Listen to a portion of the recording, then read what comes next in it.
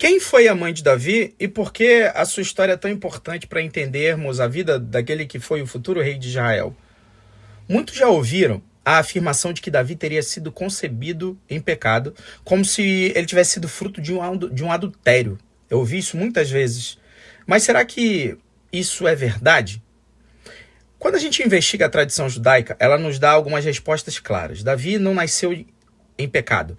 Ele foi filho de uma mulher justa chamada Nitzevet Bat Adael e Ishai, ou Jessé, um dos homens mais íntegros da história da Bíblia. Mas se Davi não nasceu em pecado, de onde vem essa ideia de desonra? Para a gente compreender melhor, a gente precisa voltar no dilema de Ishai, Jessé. Ishai era um descendente de Ruth, a moabita convertida.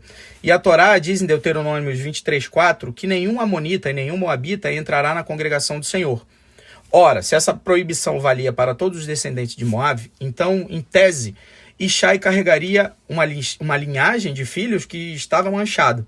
Só que a tradição oral dos sábios de Israel, como foi preservada no Talmud Bavli e Evanot 76b, esclarece essa questão dizendo que a proibição valia apenas para os homens moabitas, não para as mulheres.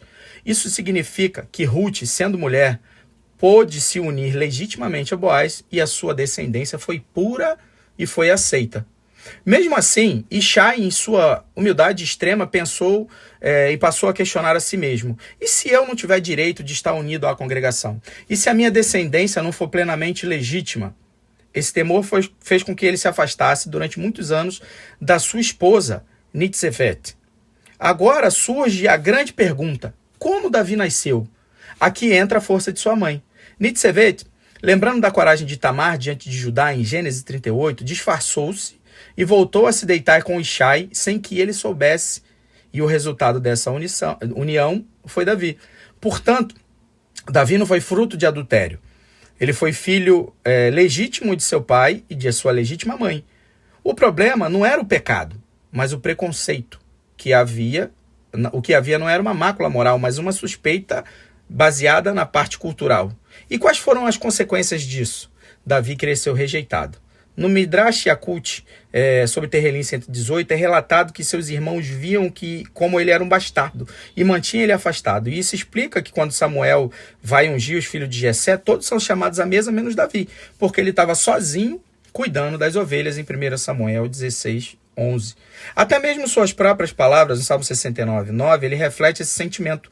Me tornei um estranho para os meus irmãos e um estrangeiro para os filhos da minha mãe. Não era uma confissão de pecado, mas uma expressão de rejeição. E o que isso nos ensina? O que o mundo pode ver mancha onde Deus vê a promessa. O que os homens podem rejeitar, mas Deus escolhe. Quando Samuel vê Eliabe, o mais velho, pensa certamente esse será ungido perante o Senhor. Mas Deus responde, o homem vê o exterior, porém o Senhor vê o coração. Então quando Davi aparece, ainda jovem, ruivo, de olhos brilhantes, o Senhor declara, levanta-te e unge, porque é este. 1 Samuel 16:12, se não me engano. Então assim, a verdade é muito clara. Davi não foi fruto de um adultério como é pregado por aí. Ele foi fruto de um casamento legítimo. A sua mãe, Nitzevet, não foi uma mulher marcada pela vergonha, mas por uma coragem sem igual. Sua luta não foi contra o pecado em sua origem, mas contra a rejeição imposta pela cultura e pela incompreensão dos homens. Por isso, nós podemos afirmar com segurança, baseado nas Escrituras, que Davi não nasceu em pecado. Ele nasceu como qualquer filho legítimo de Israel, mas carregou sobre si a marca da rejeição, até que o Eterno, em sua soberania, o levantou como rei.